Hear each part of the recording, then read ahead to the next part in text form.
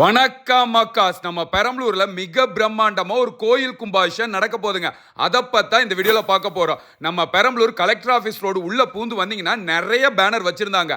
என்னடா பெரம்பலூரே கலக்கிட்டு இருக்காங்கன்னு சொல்லிட்டு அப்படி எட்டி பார்த்தோம் அப்படின்னா நம்ம பெரம்பலூர் கலெக்டர் ஆபீஸ் ரோட்ல இருக்க அபிராமபுரத்துல எழுந்தருள் இருக்க ஸ்ரீ பெத்தனாச்சியம்மன் உடனுரை ஸ்ரீ பொன்னம்பல யமாபுரீஸ்வரர் சுவாமி ஸ்ரீ கல்லணையன் திருக்கோயில் கும்பாபிஷேகம் பிரம்மாண்டமா நடத்துறாங்க.